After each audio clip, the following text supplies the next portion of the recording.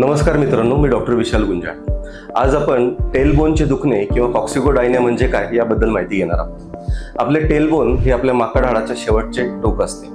आपल्याला बसताना या बोन्सचा सपोर्ट मिळतो। मात्र काही व्यक्तींना पडल्यामुळे, मार लागल्यामुळे किंवा लांबचा प्रवास केल्यामुळे टेलबोनचे दुखणे लागते। हे दुखणे कसे असते तर बसताना त्रास होणे, बसल्यानंतर तीव्र पद्धतीच्या वेदना होणे, कधी कधी जास्त प्रमाणात दुखणे असल्यास तर संडासला देखील त्रास होणे।